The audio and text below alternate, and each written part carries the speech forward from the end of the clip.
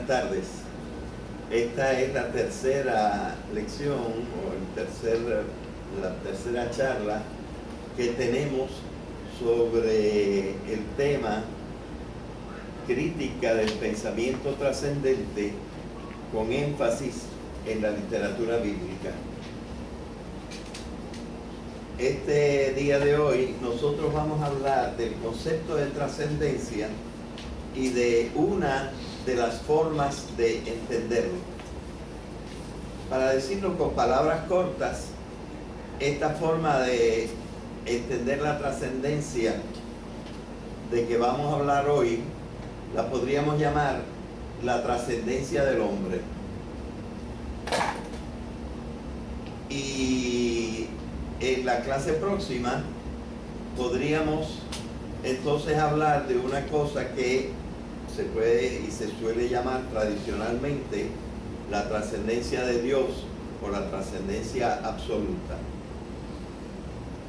Pero para poder comprender las dos como parte de un mismo concepto, vamos a tratar de entender primero qué se entiende por trascendencia.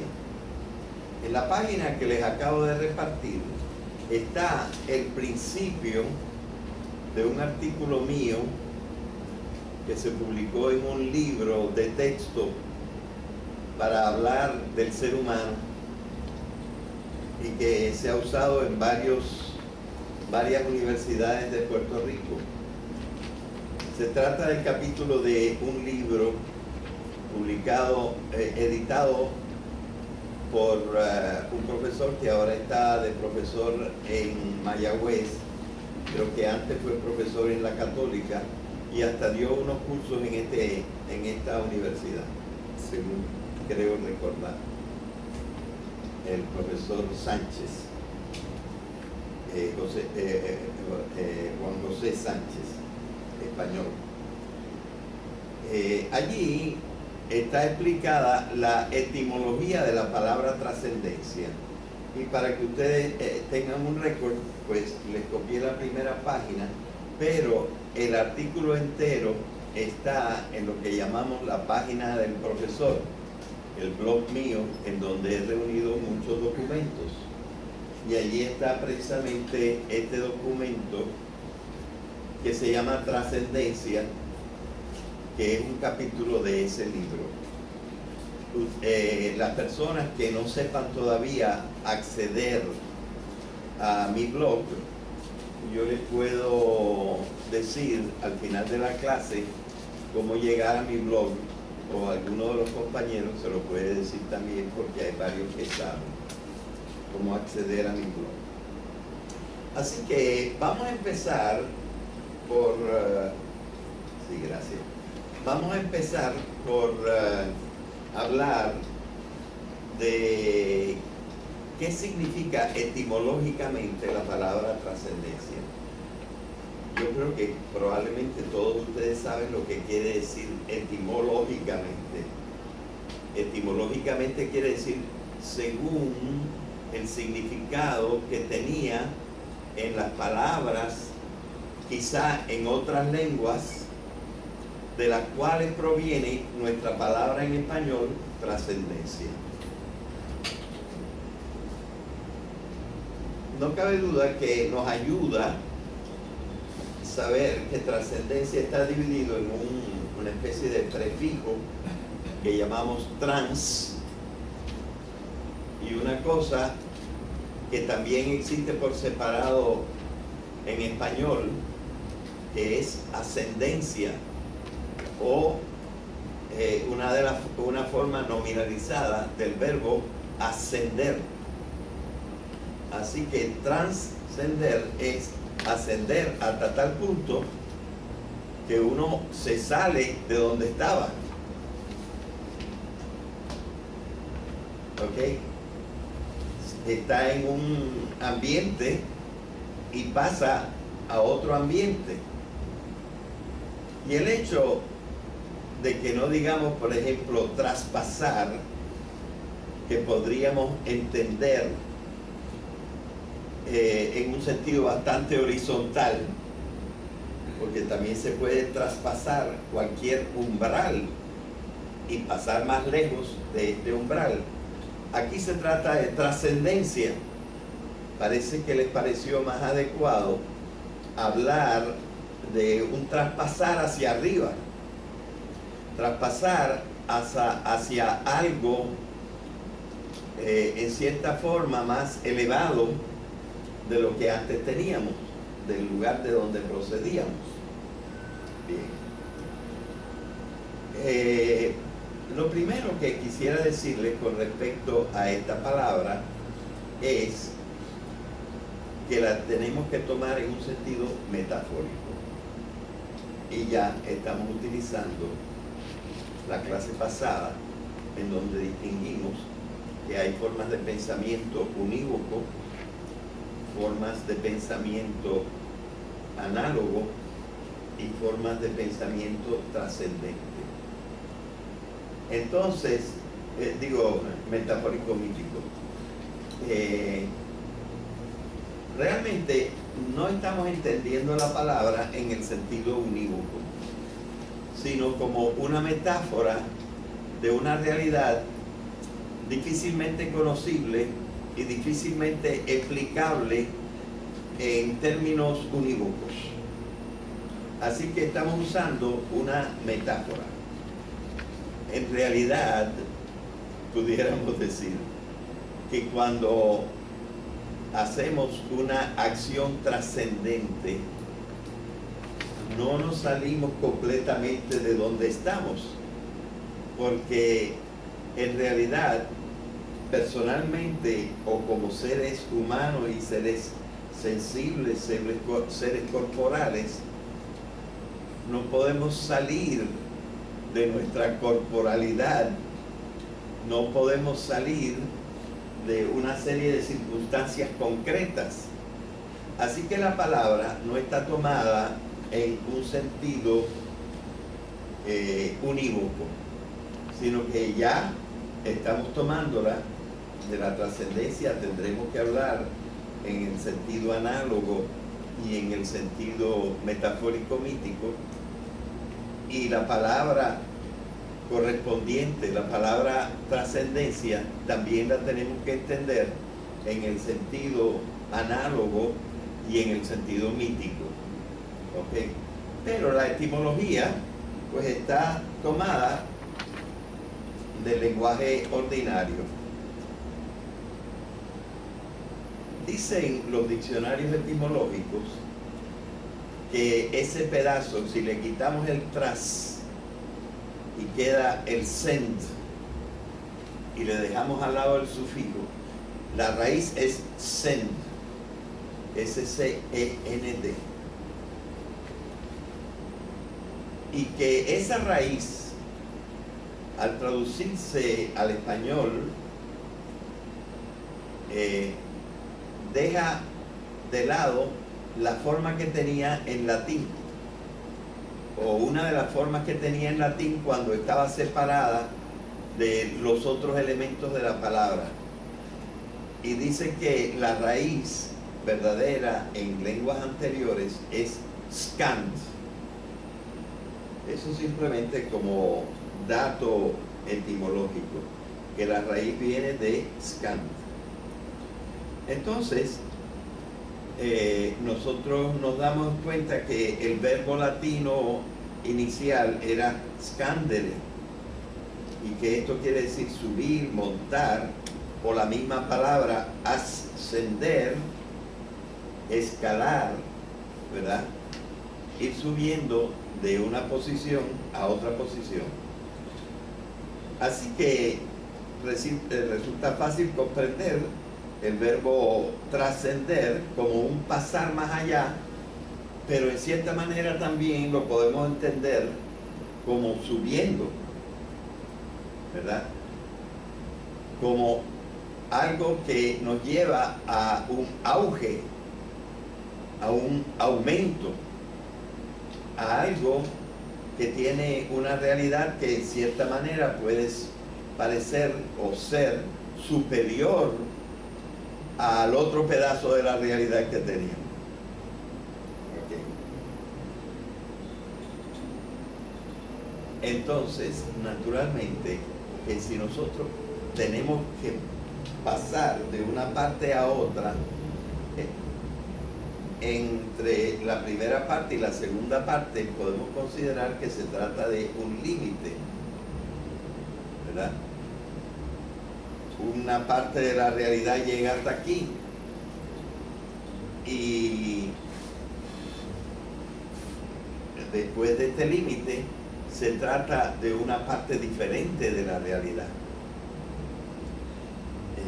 Así que esta es la metáfora que está detrás de lo que queremos explicar y ver si tiene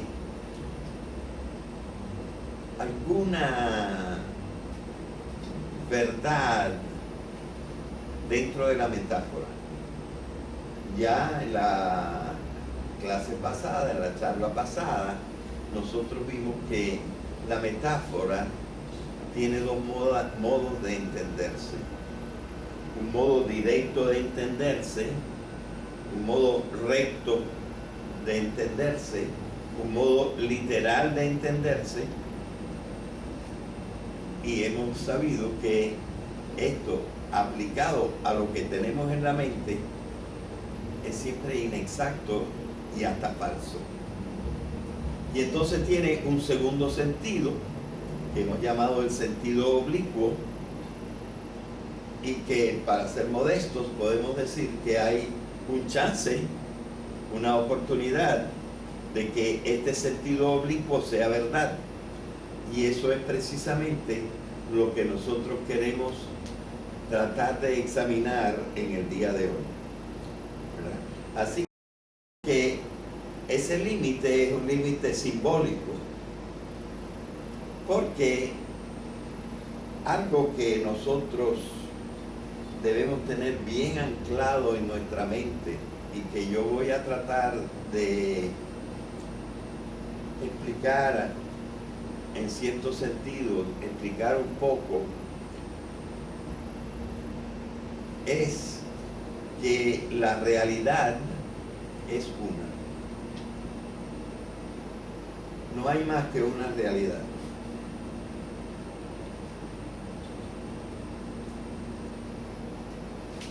Desgraciadamente, a través de la historia de la filosofía, esto no queda completamente claro, porque hay bastantes filósofos que piensan y bastantes científicos y hasta ciertos teólogos que piensan que hay, por ejemplo, lo que llaman una realidad mundana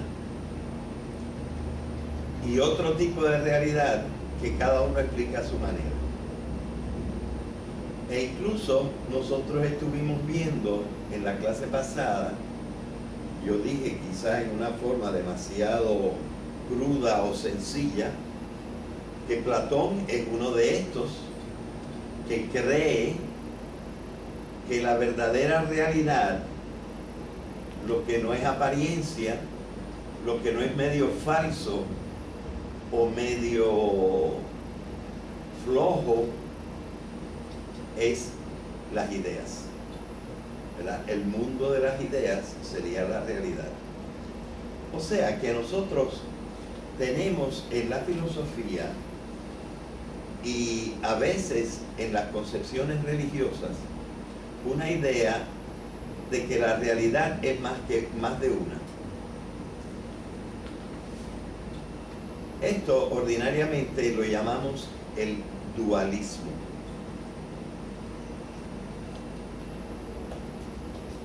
Mientras que las personas que piensan que la realidad es una, sobre todo antes, se llamaban monistas, de monos, que quiere decir uno o único, ¿verdad?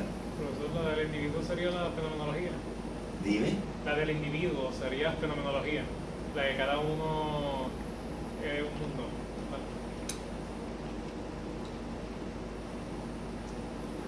Si te comprendo bien lo que acabas de preguntar, lo voy a tratar de desarrollar prácticamente en esta clase en diversas formas, ¿verdad? Porque sí, yo creo que tú estás aludiendo al hecho de que en una forma muy real nosotros podemos decir, tú eres un ser y tú eres un ser que es otro diferente de este ser. Y el señor de atrás, mi alumno querido de las 7:30 de la mañana, o de las 8:30, es otro ser. Así que hay una cierta cosa que nosotros podemos llamar la multiplicidad. Ahora bien, los filósofos piensan que si de cierta manera cada uno de nosotros es un ser, de otra manera, por ejemplo, no es falso considerar que existe una humanidad en que los tres ejemplos que hemos tomado forman parte de una realidad que es una especie que está en una realidad mayor en donde hay otras especies y a lo mejor hay cosas que ni son especies. Es decir, que nosotros tendríamos que pensar que curiosamente existe una paradoja, y esta paradoja es que la unidad no está reñida con la multiplicidad, y este es un pensamiento que tenemos que desarrollar. La unidad no está reñida con la multiplicidad, porque, por ejemplo, nosotros todos como seres humanos formamos un conjunto, y un conjunto, digamos, bastante armonioso, que muestra muchas similitudes, y es más, nosotros podemos decir que no se puede comprender verdaderamente al hombre si nada más lo consideráramos como individuo. Hay una frase que yo repito muy a menudo en mis clases a todos los niveles, diciendo: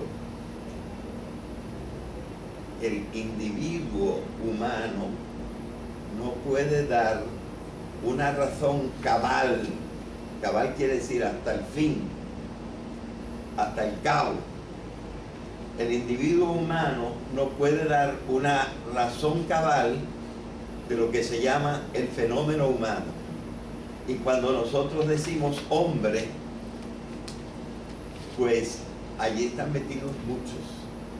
Y sin embargo consideramos el hombre como una realidad. Es decir, parte del concepto de hombre es la especie hombre. Y en esta especie hombre nosotros tenemos que considerar que existen muchos individuos.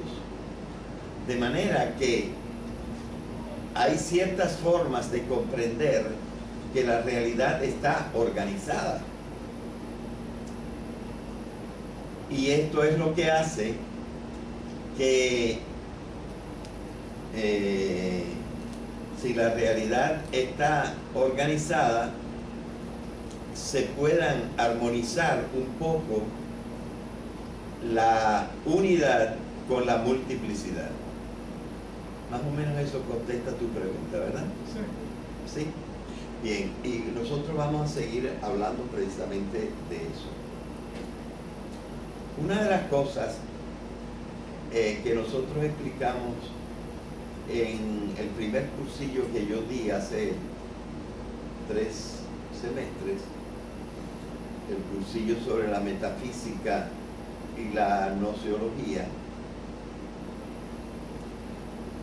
está bastante representado en un artículo escrito por mí en la revista Ceiba, del cual hay copia en la página del profesor. Este artículo un poco complejo, pero no demasiado difícil de comprender. Se llama La visión de la unidad de la realidad. Es decir, ¿cómo han visto los seres humanos la realidad? Y hemos visto que hay una tendencia a considerar la realidad como múltiple. De hecho, en nuestra cultura, todavía nosotros no estamos libres de un pensador que dijo muchas cosas buenas, pero también varias cosas bien malas. Y que sin embargo nosotros todavía estimamos mucho y hablamos mucho de un pensador francés que se llamó Renato Descartes, o René Descartes. Y precisamente René Descartes, una de las cosas por las que más lo recordamos es porque dijo que el hombre estaba compuesto de dos cosas. Y estas dos cosas se dice en latín res.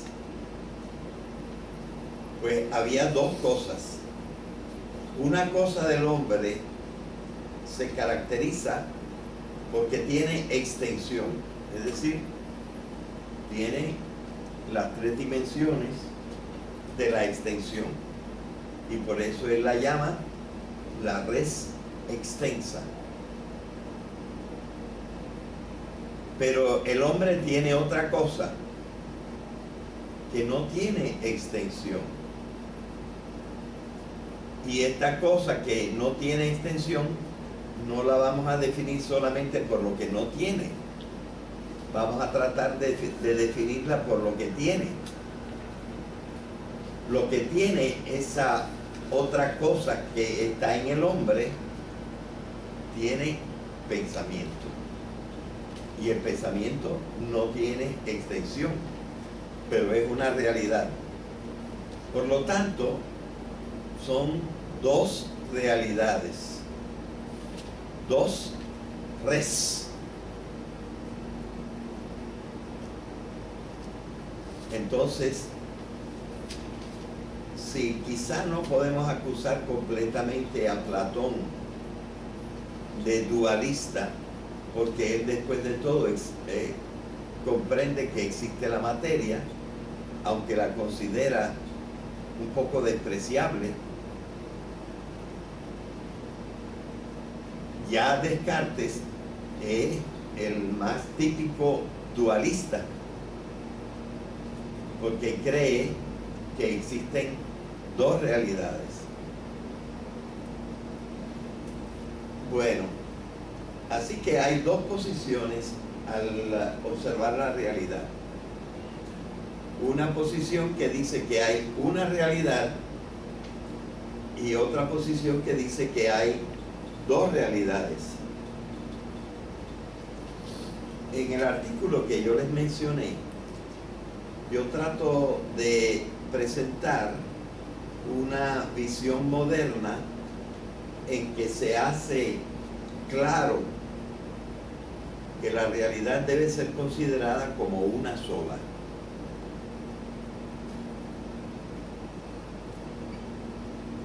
Pero en este una que hemos dicho, tendremos que encontrar una forma de incluir la multiplicidad. ¿Está siendo entendido lo que estoy diciendo? ¿Se entiende, Ramiro? No mucho, porque si ustedes están diciendo que hay una realidad, entonces dentro de esa realidad hay que englobar la multiplicidad, pues entonces sería más fácil que Sí, vamos a suponer que no hubiera más realidad que ese árbol que está allá afuera. Es un árbol. Pero cuando yo me pongo a examinar el árbol, tiene raíces, tiene tronco, tiene ramas, cada rama tiene hojas, el tronco tiene una médula y tiene una corteza, las raíces son también diferentes y tienen varias cosas, y entonces el árbol en cierta manera es uno y en cierta manera podemos decir que es múltiple.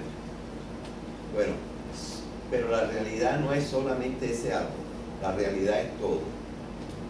Y entonces en ese todo, como esta es la otra parte importante, todo está conectado. Todo está conectado. Nosotros mismos que nos movemos y que parecería que no estamos conectados con nada, sí estamos conectados. Estamos conectados con el ambiente. Sin el ambiente no habría manera de nosotros sobrevivir. Además, por la gravedad estamos conectados con la Tierra. Estamos conectados con la energía solar. Y hasta estamos conectados ahora mismo porque yo les estoy hablando a ustedes. De tal manera que, aunque nosotros pudiéramos hablar de las unidades como diferente de la unidad, que es la totalidad, no hay una completa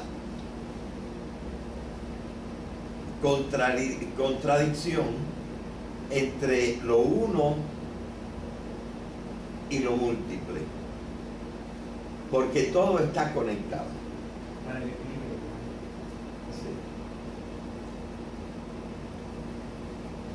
¿Y por qué está conectado todo? Me voy a adelantar un poquito, esto lo estoy, es de otra parte.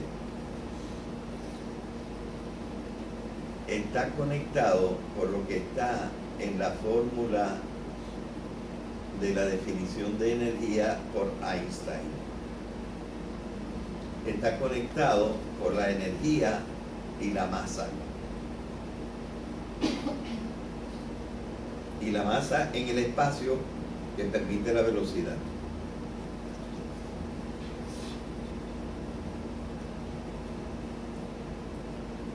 Todo está conectado por la energía. En realidad, no existe otra cosa, es decir, lo que nos une es la energía en todas sus formas. Y esta energía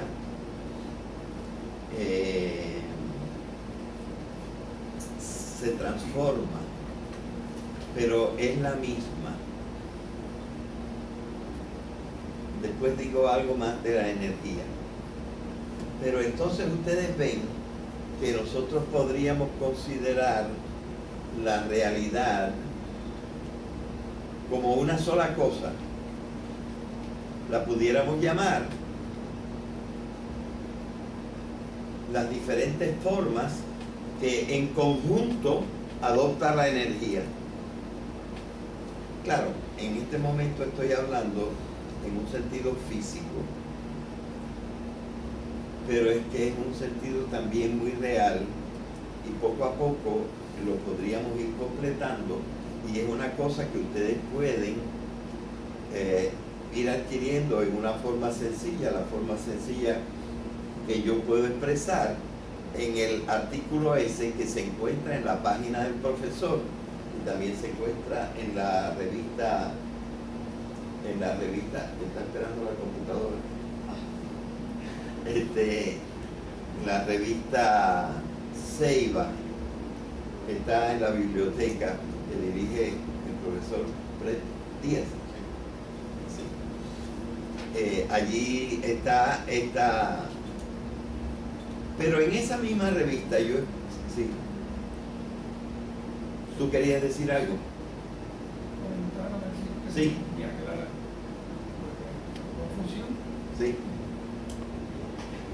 Estamos en el tema de la dualidad. Entonces, lo que dice Aristóteles sobre la bipolaridad o los hindúes, no sé si es una falacia, ¿verdad? Está esto del mito, de que ellos no te dan la mano, ellos te saludan así, porque si te dan la mano, entregan parte de una energía. Yo no sé si eso es un mito o Bueno, yo creo que, no sé si lo dice Aristóteles, yo no tenía conocimiento de eso, pero de todas maneras eso está dicho en una forma metafórica, ¿verdad? En una forma simbólica. No estamos hablando del dualismo. Profesor, Sí, dime. que yo creo que podemos explicar a René Descartes a través de cuerpo y alma. Claro, es una parte de lo que yo pienso Ah, ok. explicar. En la parte del cuerpo y alma, ¿verdad? Por cierto, tengo después una hojita que también es parte de otro escrito mío, en el cual se trata de poner cómo esto no destruye la unidad de la realidad. Que nosotros tengamos cuerpo y que podemos decir, aunque no es actualmente un término científico, que tenemos alma. Tenemos algo que metafóricamente llamamos alma, ¿verdad? Pero entonces tenemos que comprender, y eso es lo que trata de explicar lo que trata de explicar el artículo que yo les estoy recomendando hasta cierto punto en este momento, que se llama La visión de la unidad de la realidad.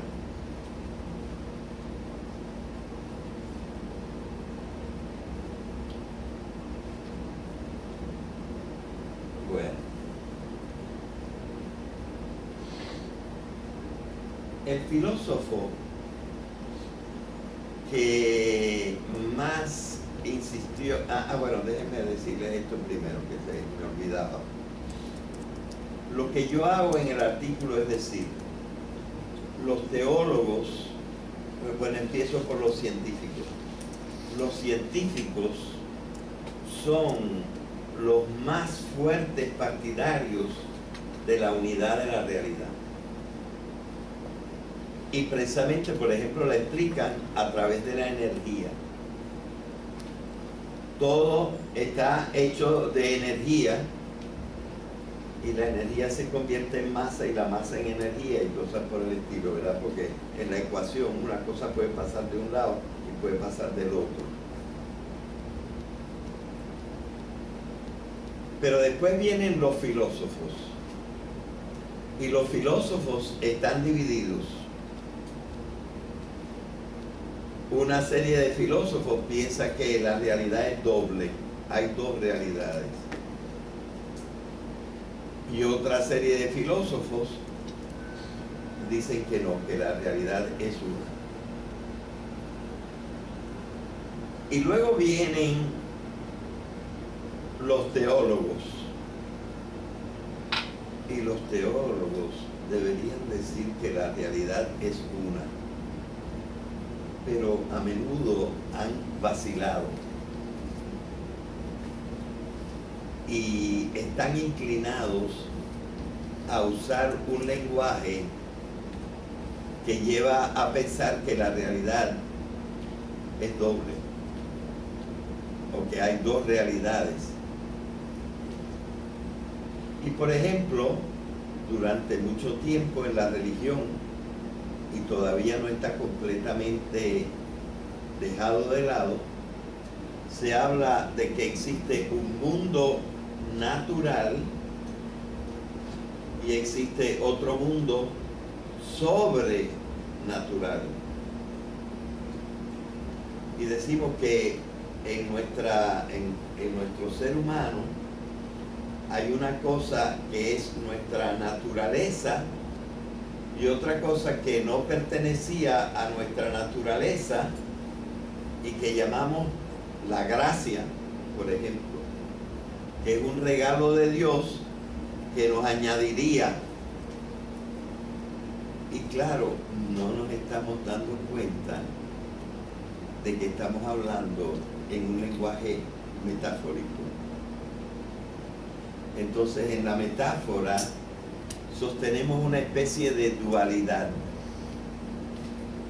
Y una de las cosas que convendría es mostrar que si encontramos una forma filosófica adecuada, nosotros podríamos mostrar que es muy real que nosotros somos uno. ¿Verdad? Naturalmente, una cosa es la teología, la cual es un intento de racionalización de la fe. La teología es un intento de meter la fe en los conceptos de la razón. Profesor, ¿cómo definen la fe?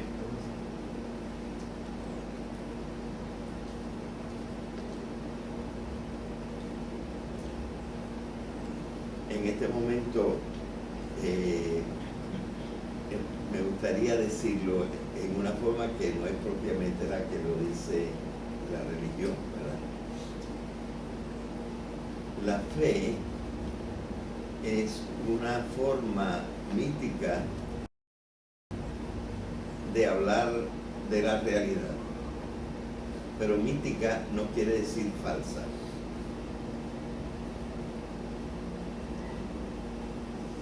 Evidentemente no me podría desviar ahora completamente, aunque quizás en otro momento podríamos hablar, y además en el papelito de presentación de este curso dice que si después del 9 de octubre, en que se terminarán las 10 clases, ustedes quieren seguir hablando de ciertas cosas que les preocupan sobre el tema, yo estoy dispuesto a seguir después del 9 de octubre. ¿Verdad? Y estas cosas las podríamos plantear naturalmente después. Y podríamos hacer 3, 4 clases si quieren sobre la fe. ¿Verdad? Pero por el momento estoy diciendo que es una manera metafórica, mítica, de hablar de la realidad. Pero metafórica mítica no quiere decir falsa. Quiere decir que hay que comprenderla con otros criterios. ¿Entendido? Bien. Así que la teología es una forma de racionalizar la fe. Pero además de la teología, existe la religión popular de la gente. Y en la religión popular de la gente, la unidad de la realidad está mucho más comprometida. Es decir, en general, el pueblo, como ve cosas diferentes, está bien consciente de la multiplicidad de cosas que hay en este universo, pero no conociendo las leyes del universo en una forma sistemática, no está muy consciente de cómo todas estas cosas están conectadas y forman entonces un conjunto, forman una totalidad.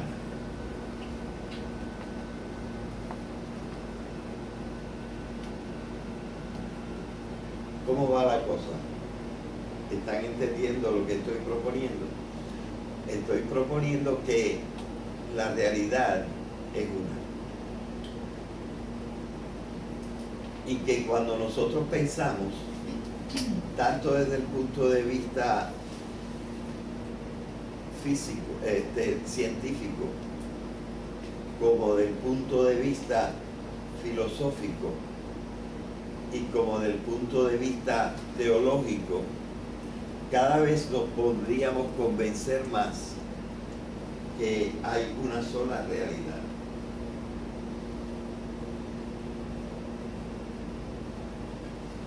Y que nosotros debemos encontrar las conexiones que nos permiten comprender que cada partecita del universo está conectada con todas las otras partecitas del universo, de manera que el universo, o incluso una cosa de que se habla modernamente, que son los multiversos o el multiverso, la pluralidad de universos, cada uno quizá con leyes diferentes, también se está hablando de eso, pero entre todos formarían un conjunto. Y filosóficamente lo que se dice en favor de la existencia del multiverso es que el multiverso es la realización de las infinitas posibilidades de la realidad. Que el universo en que nosotros vivimos sería una posibilidad de la realidad, pero en otra parte existiría que a lo mejor Dios no hacía la vida y no hacía la física con las mismas leyes, sino que podría haber hecho la vida y la física con otras leyes, y que entonces habría tantos universos como posibilidades que tiene Dios de hacer la realidad. Pero claro, esto es todavía una teoría, y una teoría no sé hasta qué punto todavía muy útil que nosotros nos estemos metiendo esto en la cabeza cuando no conocemos la realidad en que vivimos, ¿verdad? Así que sí, está bueno para ciertos estudios especializados, pero por el momento nosotros nos podemos contentar con decir, bueno, vamos a hablar de la realidad que hay. Bueno, esto es lo que trata de explicar el artículo la visión de la unidad de la realidad. Y les decía, cuando me adelanté un momentito, que el filósofo que habla más fuertemente de la unidad de la realidad se llamó Parménides. Parménides es un filósofo que estuvo activo unos 515 años antes de Jesucristo. Lo que nos queda de lo que escribió Parménides son como a todo tirar 3 o 4 páginas. Pero todo el que ha estudiado filosofía tiene que haber pensado mucho sobre esas 3 o 4 páginas. Y no es fácil. Una de las afirmaciones más contundentes de Parménides es la siguiente: el ser es uno.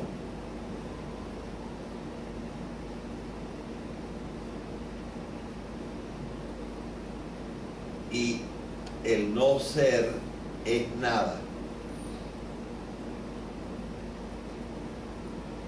Y la nada no es nada. Por lo tanto, hay un solo ser. Si uno va leyendo lo que dice Parménides, se da cuenta de que Parménides no ha llegado a comprender y no evoca el hecho de que ese ser de que él está hablando no es Dios. Pero tampoco ninguno de nosotros. Porque otra cosa que dice Parménides es que el ser es inmutable y todos nosotros somos mudables.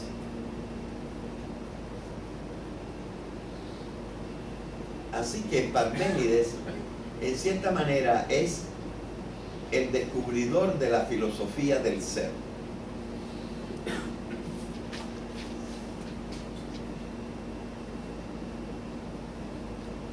Y está muy centrado en la idea de que el ser es solo uno. Pero entonces esto hace que nosotros no podamos ver exactamente qué es lo que él quiere decir. Porque él no habla para nada de la multiplicidad. Bueno, como una cosa al lado, podríamos decir que hubo en ese mismo tiempo, poco antes o poco después, otro filósofo que se llamó Heráclito.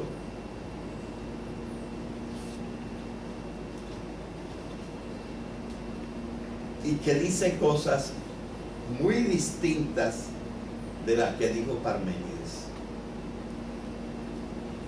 Y él, por las cosas que dice, insiste mucho más en la multiplicidad que en la unidad.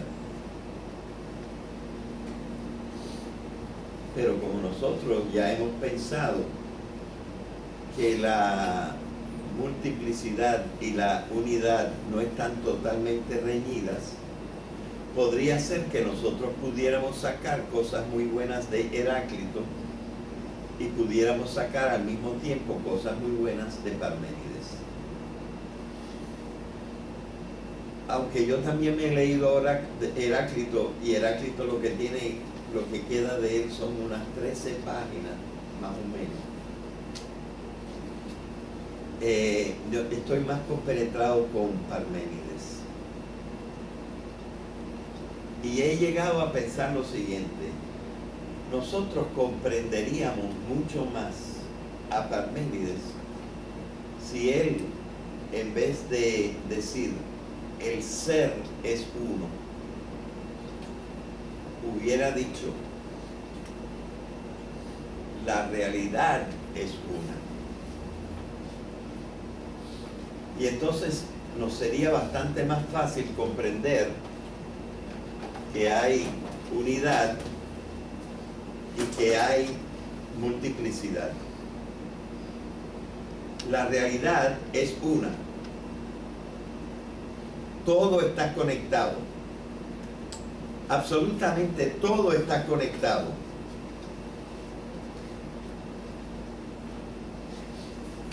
Pero claro, también esa realidad muestra algunos elementos que algunos, y yo mismo creo en la clase pasada, he llamado constituyentes individuales de la realidad.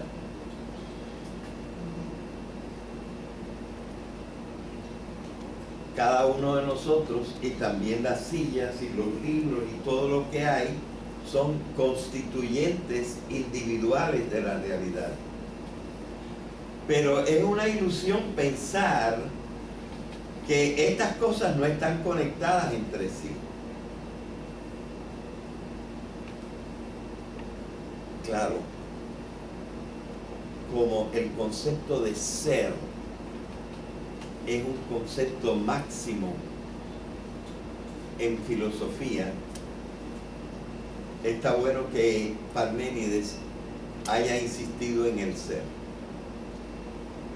Pero si ahora nosotros queremos comprender mejor lo que él dijo, yo sustituiría la palabra ser que usó Parménides por la palabra realidad. Y después de todo, la realidad es el ser. Pero de la misma manera que tú, haciendo una abstracción, podrías considerar la mano como un ser, podrías considerar la mano como un ser, pues entonces tú sabes que la mano está conectada al resto del ser, y el resto del ser está conectado por el ambiente y por esto y por lo otro, y todo está absolutamente conectado, ¿verdad? Así que si nosotros comprendemos el ser de Parménides como una manera de decir que la realidad está toda conectada, entonces estaríamos en la línea de la unidad, de la visión de la unidad de la realidad. Esto en cierta manera es algo diferente de la metáfora que estamos tratando de explicar, que es la metáfora de la trascendencia. Porque la trascendencia nos está diciendo, hay esta parte y hay esta parte. Y en cierta manera insiste en la diferencia entre esta parte y esta parte. Pero no comprenderíamos bien la trascendencia. No comprenderíamos bien la trascendencia si la separáramos de un cierto monismo. Si la separáramos de la unidad de la realidad. No sé si quieren hacer alguna pregunta antes de que siga. ¿Se va siguiendo o falta algo para que pueda ser comprensible lo que estoy diciendo?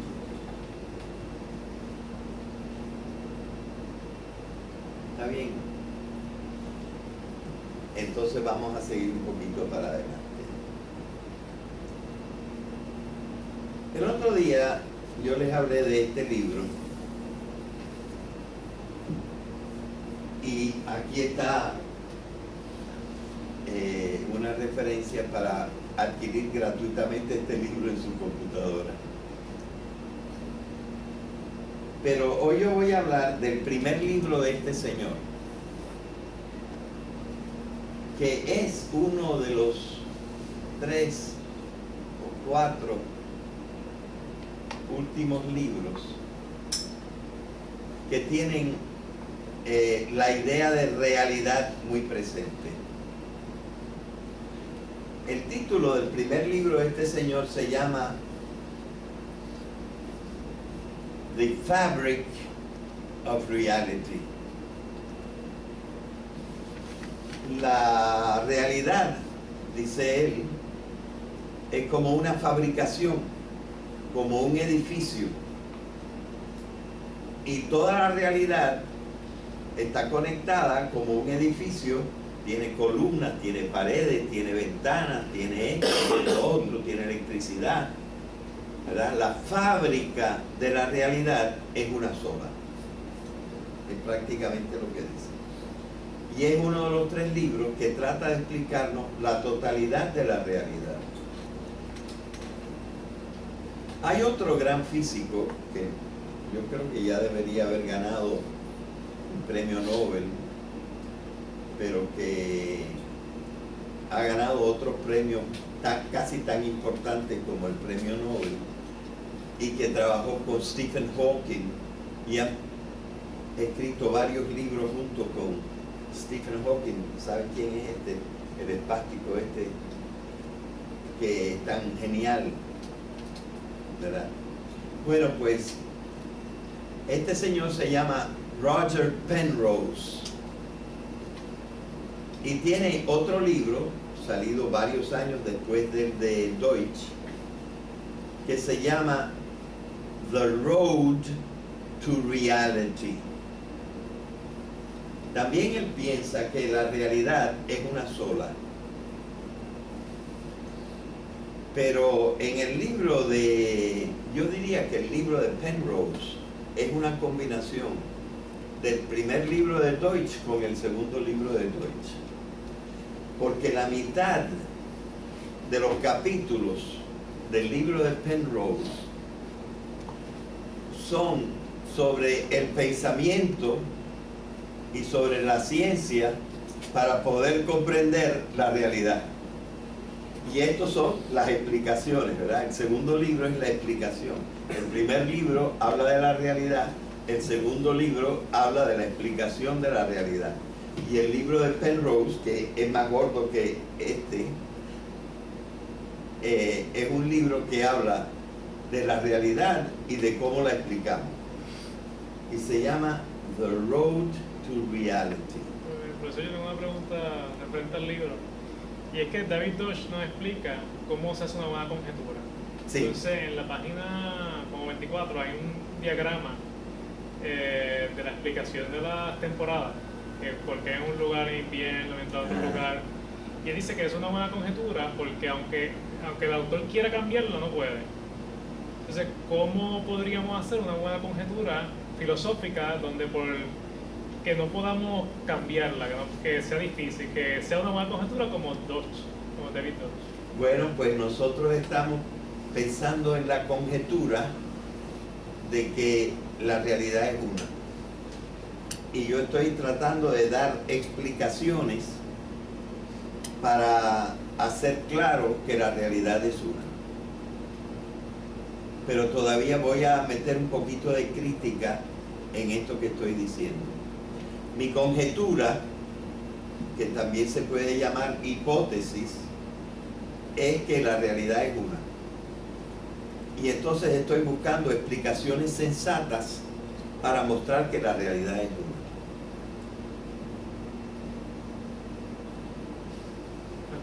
Bien. Pues bien, estamos hablando del segundo libro, que es de Roger Penrose. Hay un tercer libro en el cual no aparece la palabra reality en el título, pero aparecen las mismas palabras de The Fabric que aparecen en el primer libro de Deutsch. Y este libro es de un joven científico muy simpático y muy famoso. En este momento no recuerdo en qué universidad británico-americana está trabajando. Él se llama Brian Greene y es un genio. Y no sé si, creo que es el segundo de los 3 libros que yo tengo de él, se llama The Fabric of the Cosmos. Es decir, considera el cosmos como la unidad. Y entonces trata de mostrar cómo esta unidad está toda conectada. Como ustedes ven, nosotros hemos mencionado a 3 físicos y 3 personas de la ciencia. Y estas 3 personas de la ciencia han adelantado mucho en tratar de probar que la realidad es una sola. Ahora, ¿cuál es la tendencia? A veces con respeto, pero la tendencia de ellos entonces para probar que la realidad es una sola es fijarse nada más en un pedazo de la realidad, que es la realidad física. Aunque ellos saben perfectamente que existe la mente yo creo que la palabra mind y la palabra consciousness no está en ninguno de los libros. Entonces, ellos están hablando de la realidad como una, pero al hablar de la realidad como una, están ignorando hablar de una parte muy interesante. Es más, yo creo que realmente en estos libros ninguno de ellos se ocupa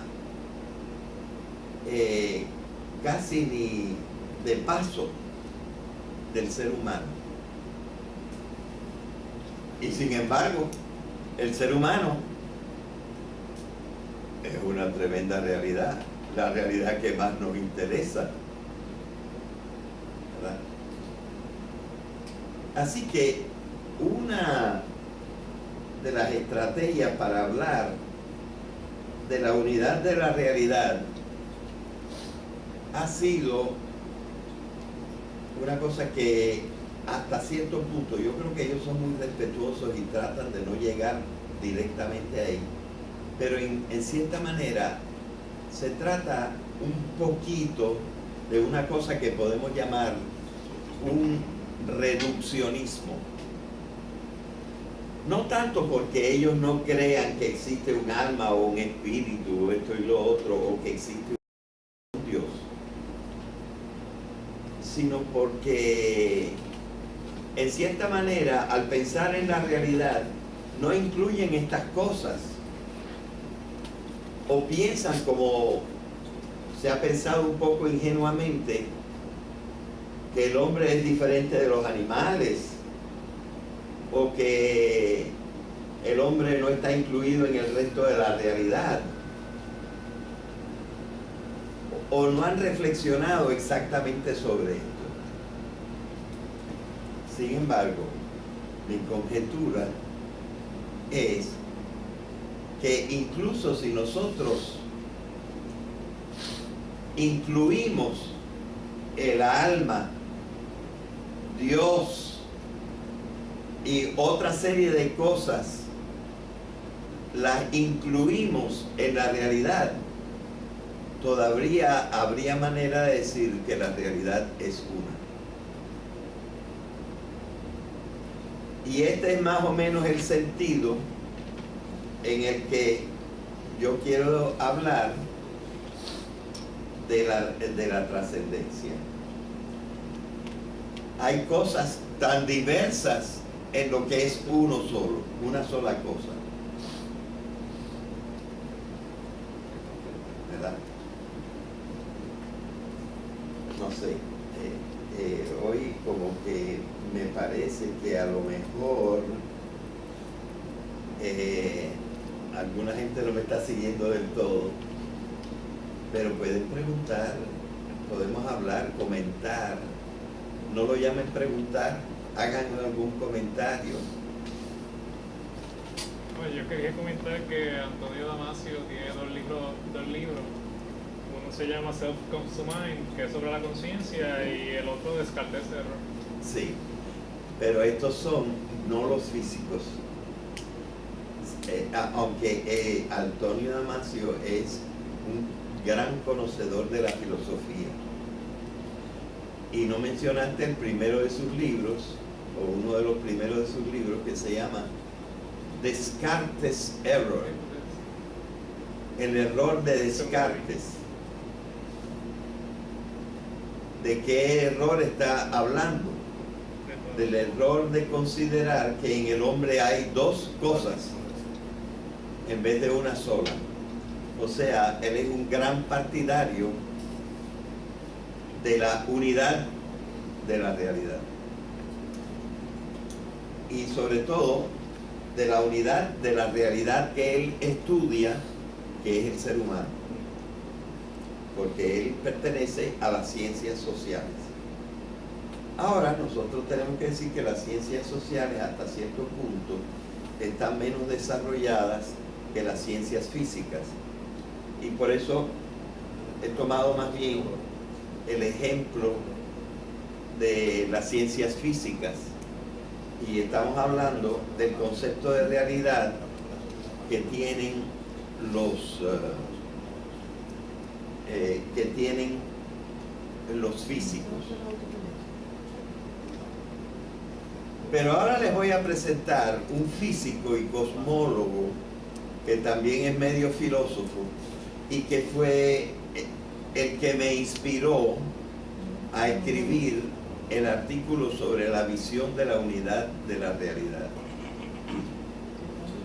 Este físico se llama Eric Chaisson. Chaisson se escribe C-H-A-I-S-S-O-N.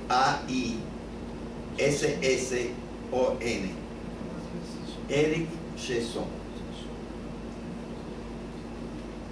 Y entonces, una cosa que ha logrado Eric Chaisson, es el libro a que me estoy refiriendo se llama Cosmic Evolution. Y aquí la palabra cósmico está tomado, o cósmica, está tomada en un sentido científico. Porque la palabra cósmica a veces es algo así medio místico, quién sabe qué. Y hay unos que se dicen metafísicos, que hablan de lo cósmico. Pero él está tomando la palabra cósmico como la unidad de la realidad. Y en una forma muy moderna, él es uno que se sirve de una nueva cosa que no sé cómo llamar, teoría, o llamarla ciencia o filosofía, que se trata de la filosofía de la complejidad. Precisamente lo que hace que la realidad es una es que es al mismo tiempo compleja. Y al decir compleja estamos subrayando la parte múltiple de la realidad. Pero al mismo tiempo estamos diciendo que esta parte de múltiple está hecha de cosas que están todas conectadas. Bueno, en los últimos años, desde varios puntos de vista, desde el punto de vista físico, desde el punto de vista matemático, desde el punto de vista filosófico, se ha ido desarrollando una teoría, ciencia de la complejidad. Y en este momento lo que me gusta, y naturalmente el subtítulo del libro de Eric Chaisson, Cosmic Evolution, incluye la palabra complexity, la palabra complejidad, como una explicación de cómo reducir toda la realidad, todo el cosmos, a una sola cosa. Este no es el único libro que ha escrito Chaisson.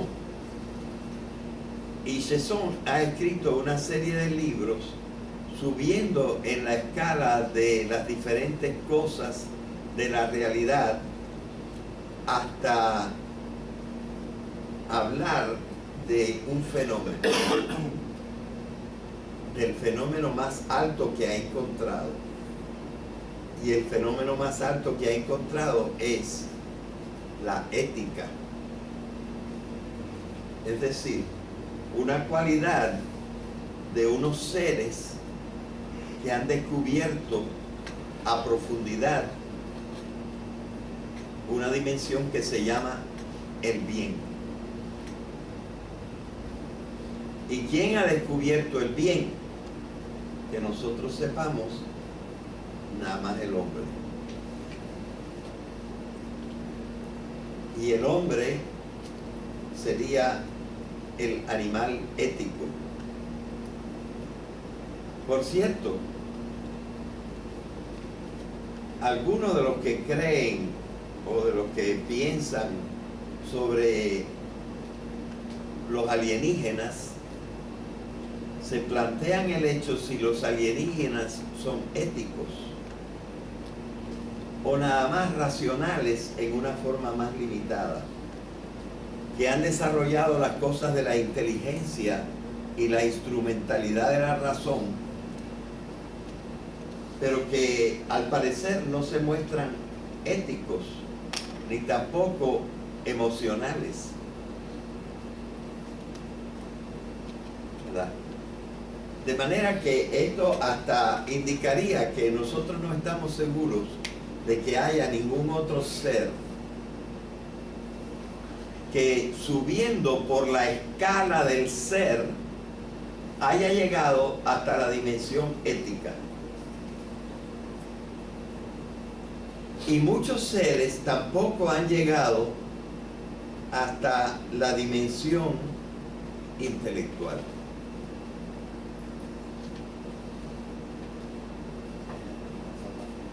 No tienen ningún tipo de conocimiento.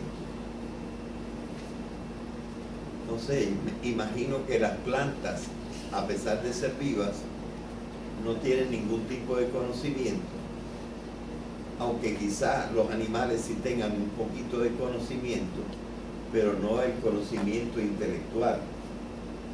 Así que nosotros vemos que dentro de la realidad hay gradaciones.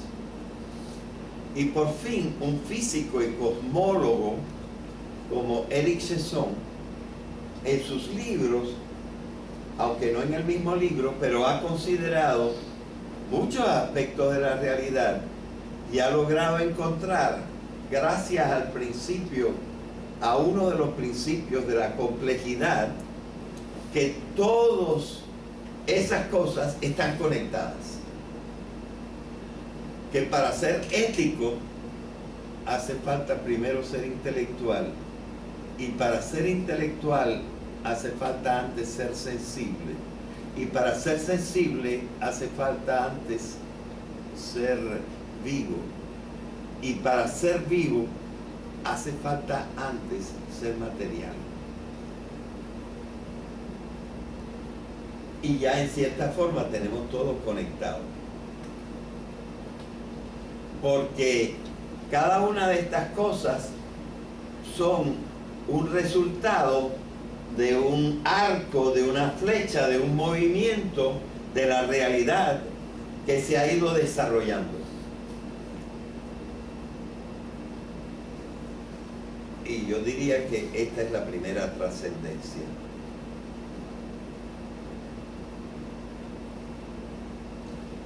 Y la trascendencia que en cierta manera yo llamé para esta tercera clase, la trascendencia del hombre con respecto al cosmos.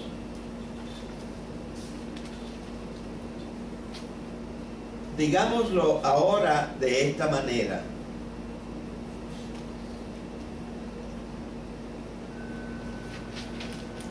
La única teoría que tenemos de la existencia del cosmos que todavía tiene validez y no tiene contrincante, porque todas las otras teorías han sido desechadas.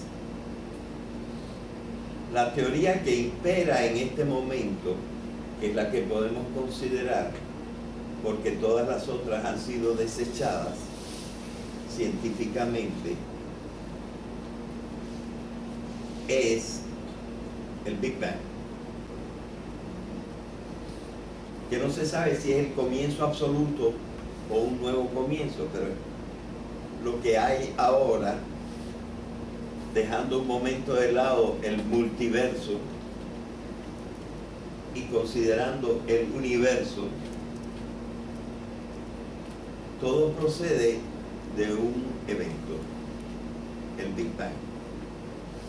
Y quizás ustedes saben que el Big Bang ha sido matemáticamente calculado cuando sucedió. Y la aproximación es entre 13.400 millones de años y 4.700 millones de años sucedió el Big Bang. De esos 13.000 y tantos millones de años, 4.000 millones de años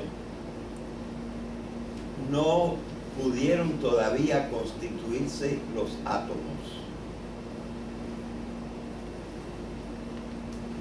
Diciéndolo en la forma pobre que yo lo puedo decir, lo único que existía, vamos a llamarlo radiación. No se podían todavía constituir los átomos por 4.000 millones de años. Eso quiere decir que los átomos empezaron a existir como hace 9.000 millones de años.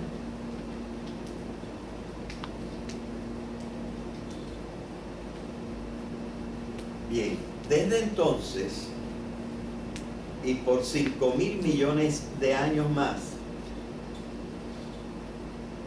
lo único que existió son cosas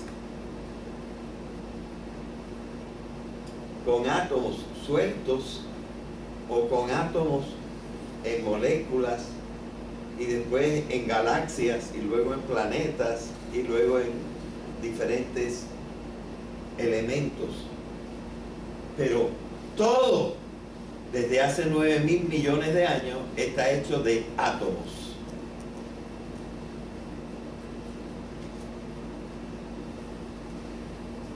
Digo, desde hace 19.000 millones de años. Pero desde hace unos 4.000 millones de años hubo una nueva cosa que se esparció por lo menos por la Tierra y quizá en otras partes. Y estas son las células, que empezaron primero siendo organismos unicelulares, es decir, empezó la vida.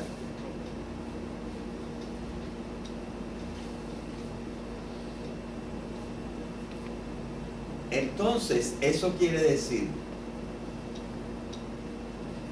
que por casi la totalidad del tiempo desde el Big Bang, lo único que han existido en diferentes combinaciones son átomos y células. Y esto le da una cierta unidad al cosmos, porque las células están compuestas por una tremenda cantidad de átomos. O sea que todo es átomos. Y los átomos evidentemente están hechos de masa y energía. Es decir, que si nosotros consideramos el universo físico,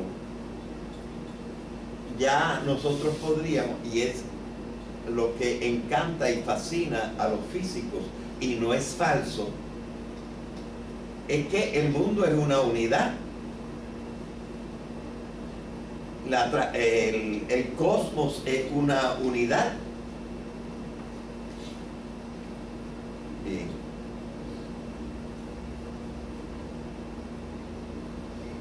Pero ahora, señores, lo que voy a pronunciar una palabra que representa una cierta realidad. Voy a escoger la palabra, iba a escoger la palabra lealtad, pero vamos a escoger otra más fundamental: amor.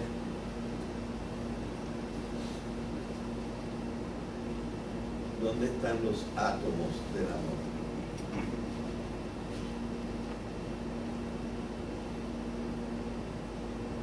¿Dónde están las células del amor?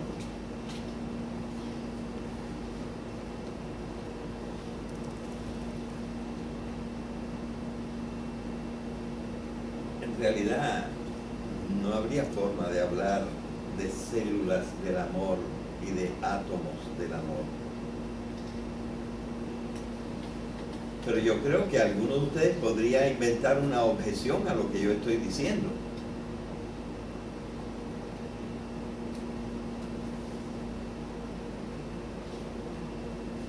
Y yo diría de la forma, yo mismo puedo poner la objeción.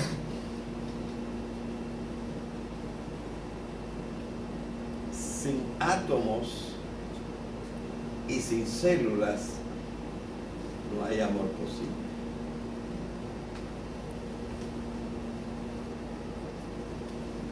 Luego, ni el amor está separado de los átomos y las células.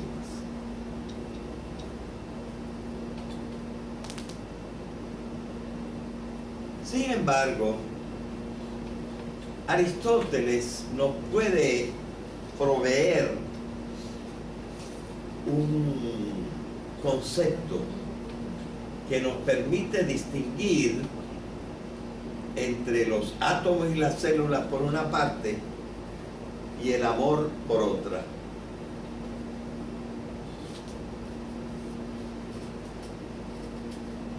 Aristóteles elaboró el concepto de sustancia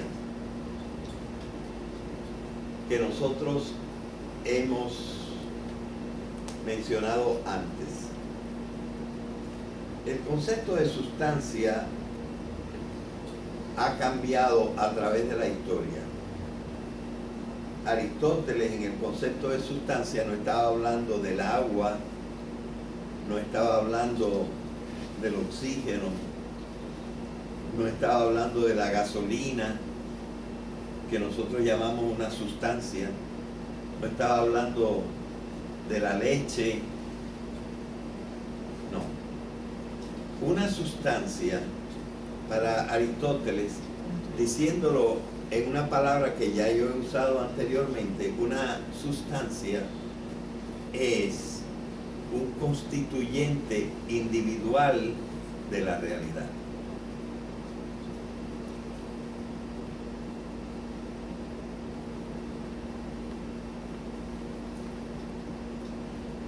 Entonces, por ejemplo, tú eres una sustancia, porque tú, en un sentido muy real, eres una totalidad diferente de la totalidad que es tu vecino.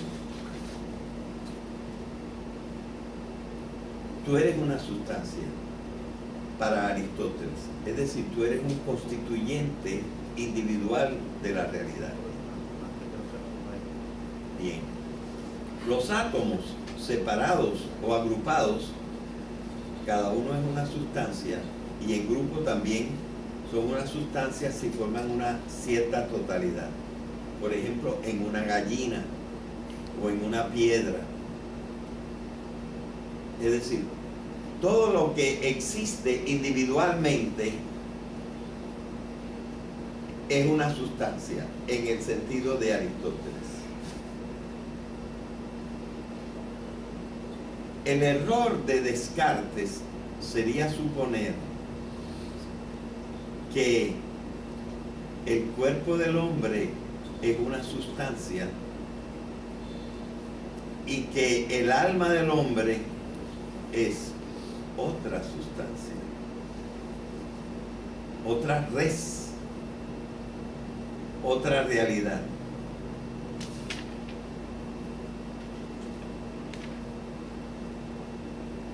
De manera que nosotros tenemos que ver, ya es la hora, nos falta media hora, ¿no?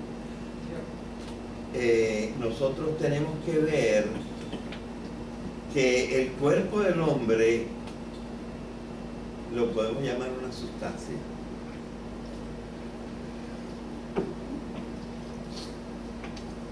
Y lo que nosotros llamamos el alma del hombre, que es que las células se han complexificado en una forma tal en nuestro cerebro que han permitido la conciencia y han permitido el conocimiento. ese conocimiento que es propio del alma, que como nosotros lo decimos, no es una sustancia. Es una función de una cosa que nosotros ordinariamente llamamos cuerpo.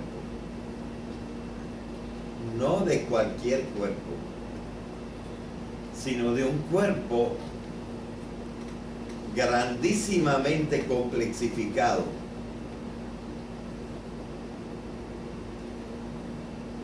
Y las funciones pertenecen a las sustancias. Hay sustancias que tienen ciertas funciones, pero las funciones no son sustancias, son condiciones, características, cualidades, o como lo quieran ustedes llamar, de una sustancia, pero no son sustancias.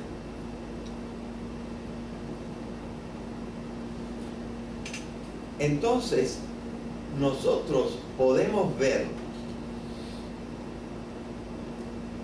que esas funciones del ser humano crean unas realidades.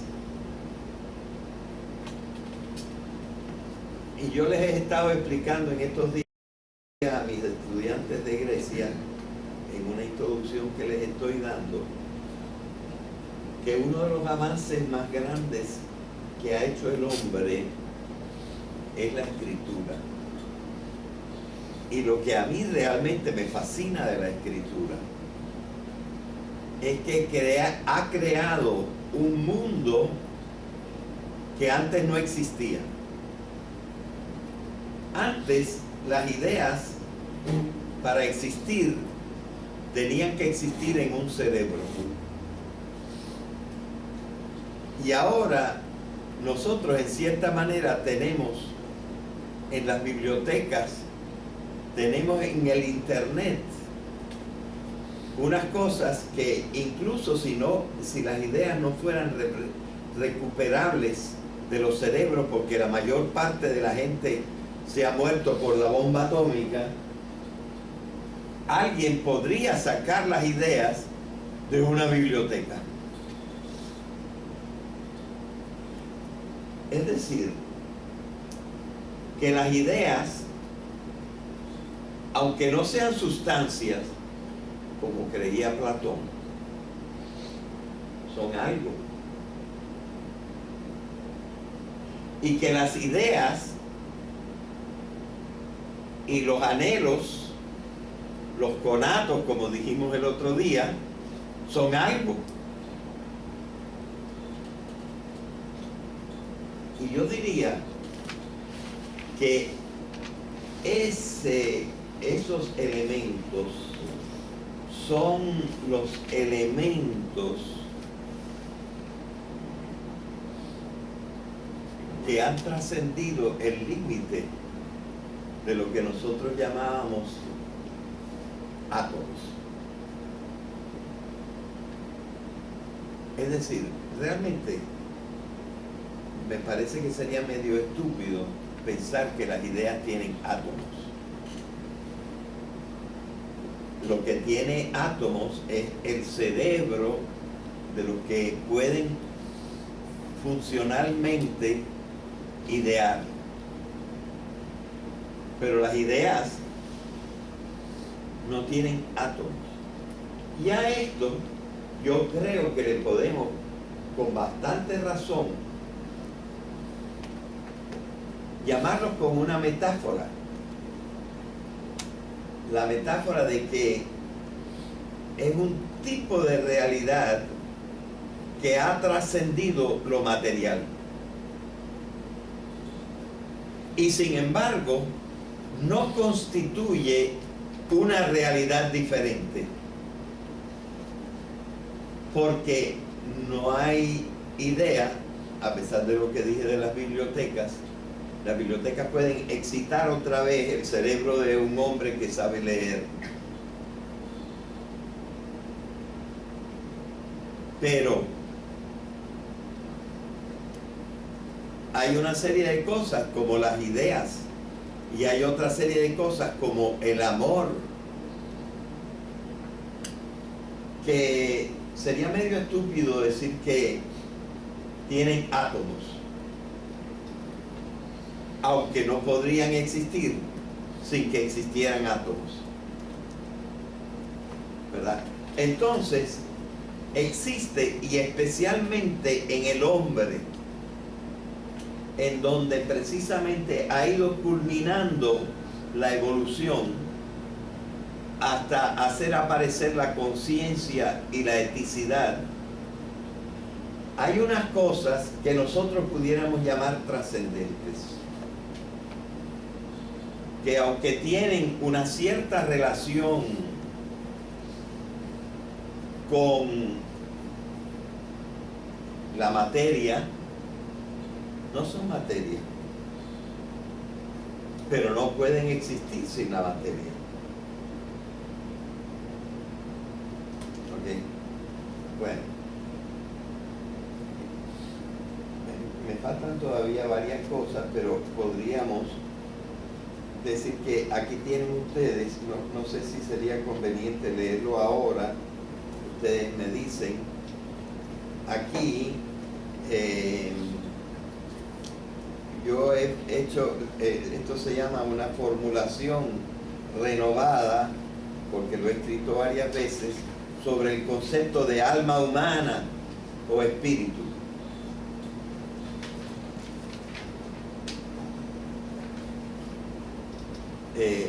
Glenda, por favor. Allí hay el pedacito de la cita de Santo Tomás. Es uno de los últimos que puse, así que si lo pone en orden reciente, dándole a Date Modify, te puede aparecer eso. ¿Bajo qué nombre? ¿Ah? ¿No te acuerdas bajo qué nombre? Dime los 2 o 3 primeros nombres que aparecen ahí. Formulación renovada sobre el concepto de espíritu, cómo entender la dualidad, significado del término trascendencia, conflicto de Déjame ver saberes. si yo encuentro. Les voy a poner una frase de el más católico de todos los filósofos. Buen seguidor. El católico, el teólogo medieval más famoso, a quien se han agarrado los papas del siglo XIX y del siglo XX diciendo, si está en Santo Tomás podemos creerlo. Pues aquí hay una frase de Santo Tomás. ¿Qué pasa? Rápido, muy rápido. Hay una frase de Santo Tomás que contradice a Descartes. Descartes vivió, no sé, 5 o 7 siglos después de Santo Tomás, que era del siglo XIII. Puse en PowerPoint, pero cambié. ¿Cómo? Lo puse en PowerPoint para que se vea mejor. Ah, bien, pero se le quitó los colores. Sí, pero ella es magia. Primero está puesto en el texto del libro Contra Gentiles, es decir, contra los que no son cristianos. Los gentiles son los que no son cristianos. Pues le está diciendo a los gentiles, ustedes en esto están equivocados.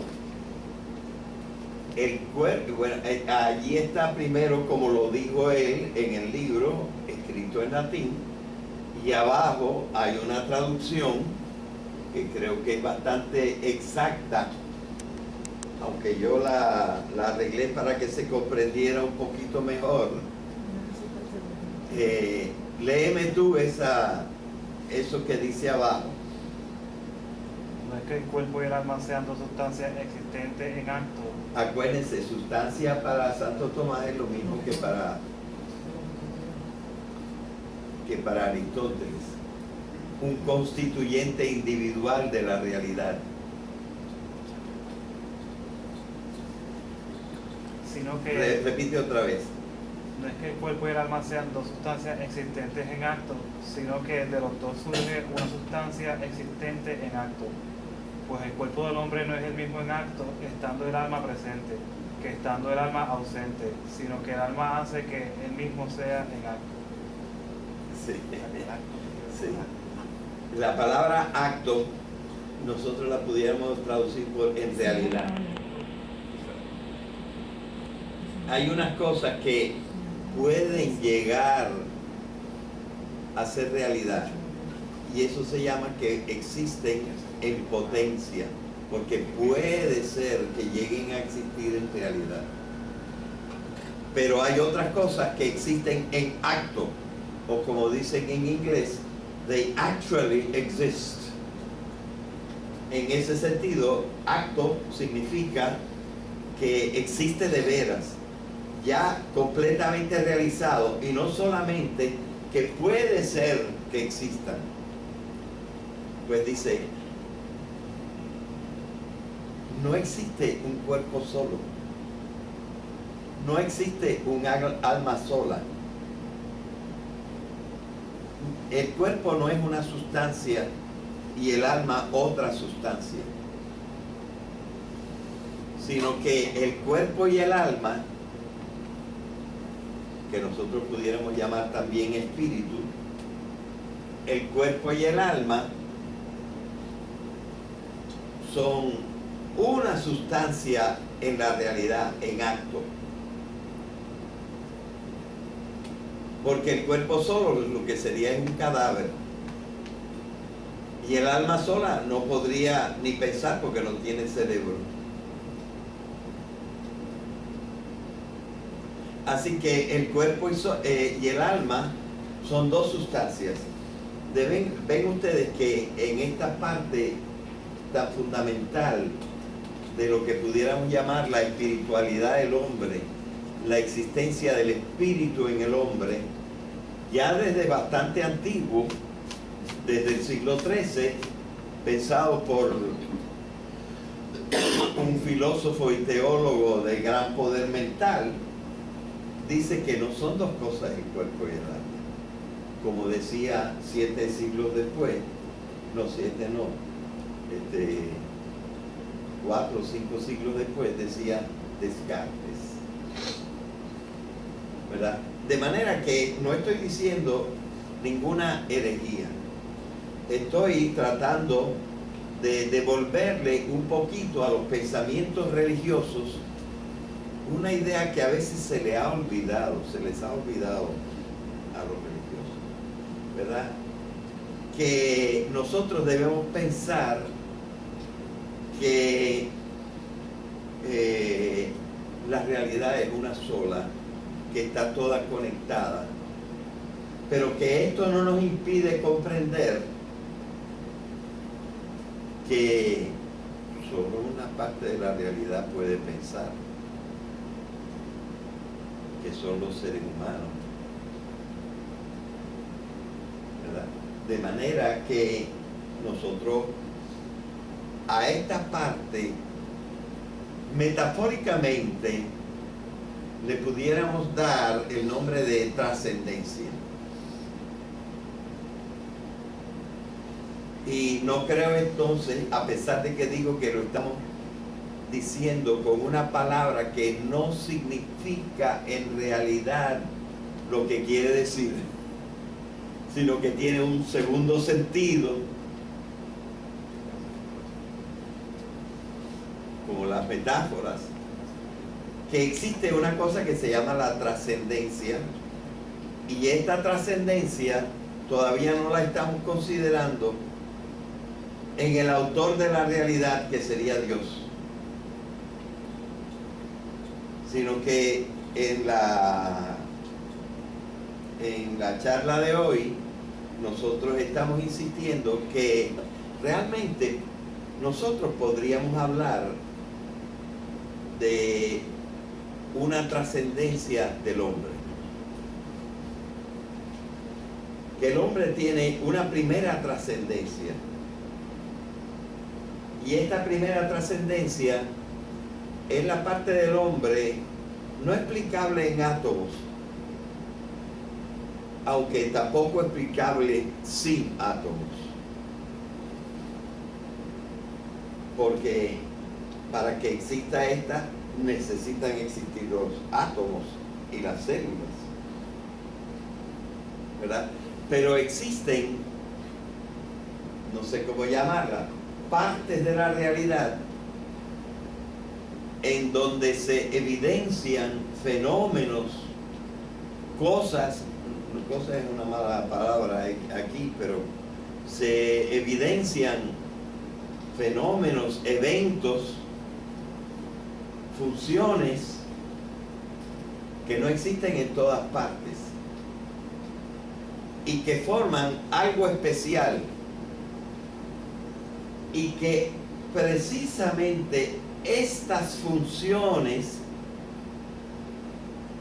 que metafóricamente podemos llamar trascendentes, son lo que constituye la esencia del hombre. Así que el hombre, en lo que lo hace más hombre, es un ser que trasciende el resto de la creación.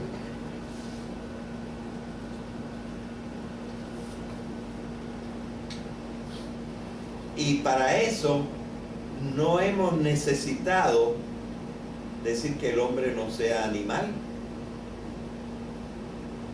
ni decir que el hombre, como todos los otros animales, está hecho de átomos.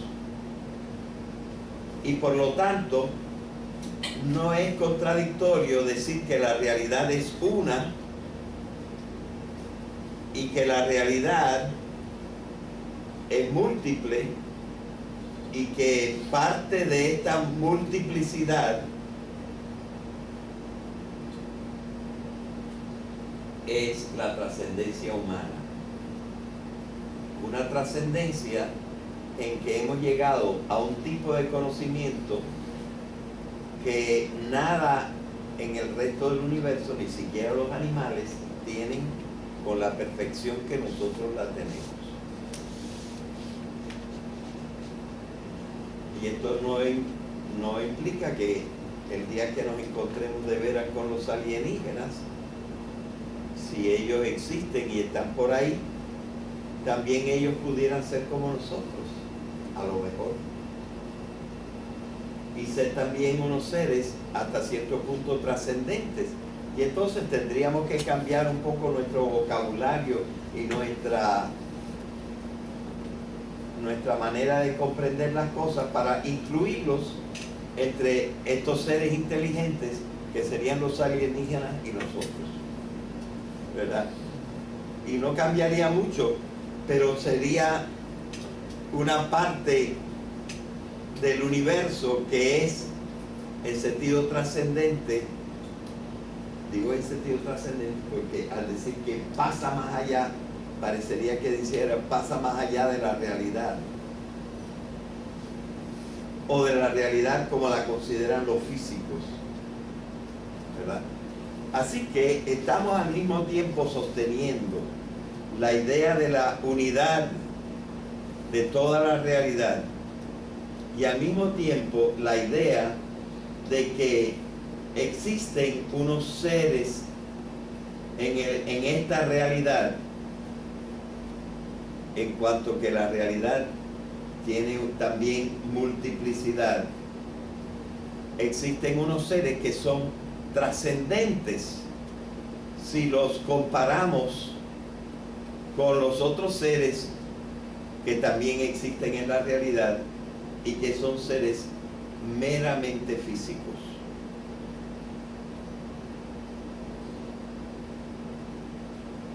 Voy a hacer un pequeño corolario que molesta a mucha gente. Sin embargo, con esto, por ejemplo, no podríamos defender la existencia de los ángeles, porque los ángeles, al ser por definición seres sin cuerpo, serían como algo que piensa Descartes, una realidad que no está conectada con el resto del universo. Y entonces tendríamos que pensar que el concepto de ángel tiene bastante o mucho más de metafórico. Quizá de la forma más radical de la metáfora, que es la metáfora mítica, y que compromete la verdadera existencia de los ángeles. Aquí yo pues no soy el único que he pensado en esta forma. He leído en un libro escrito por un cardenal muy inteligente, del cual yo he leído varios libros, que también lo dice, que los ángeles son simplemente una metáfora. Bueno, pero este es un corolario, no quiero insistir sobre esto. Me faltó decir una cosa sobre la complejidad, una cosa que he mencionado en otros momentos y también en el cursillo de la realidad, en el cursillo sobre la metafísica y la gnoseología, que es que uno de los componentes más básicos y más importantes del concepto de la complejidad, de la teoría de la complejidad, es el concepto de emergencia. Aquí la emergencia no tiene nada que ver con las ambulancias. Ya es la hora. La emergencia es el fenómeno de que en la evolución de todo el cosmos, no solamente la evolución de la parte viva del cosmos, que es de la que habló Darwin, y particularmente creo que habló menos de las plantas y más de los animales. Pero Chesson, como otros, está pensando que la evolución empezó con el Big Bang, y hay una parte de la evolución que es física y otra parte de la evolución que ya es viva, y otra parte de la evolución que ya es viva y consciente, y otra parte de la evolución que es viva, consciente y ética. Es decir, que los fenómenos de la realidad se han ido complexificando, y la complexificación ha hecho emerger nuevas funciones. Y una función de la materia organizada en el cerebro es el pensamiento. Y con el pensamiento, bajo ciertas circunstancias y ciertas experiencias, hemos podido descubrir la esfera del bien. De manera que nosotros podemos ver, sin mencionar todavía a Dios, que se puede comprender el mundo como conteniendo, no una parte, sino teniendo una cosa que pudiéramos llamar una dimensión, y así le quitamos la figura, la metáfora de parte. Tiene una dimensión trascendente, y que esta dimensión trascendente resulta ser la más importante en lo que nosotros somos, y que por lo tanto, para un estudio cualificado del hombre, no podemos dejar de lado la existencia de aquello que metafóricamente estamos llamando trascendencia, pero es una metáfora que tiene, como se dice, un fundamento in re, un fundamento en lo que hay, un fundamento en la realidad. La realidad evidencia aquello que nosotros, con una palabra que no es exactamente apropiada, pero una palabra que nosotros comprendemos, decimos que la realidad tiene una dimensión trascendente, incluso todavía sin considerar la hipótesis por el momento de Dios. Y que por lo tanto la trascendencia también va a poder ser emergente, porque va a llegar de la trascendencia humana, si podemos probar la existencia de Dios, a otra trascendencia. Y que Dios entonces es lo más real de la realidad. Lo podríamos encontrar también como algo efectivamente real.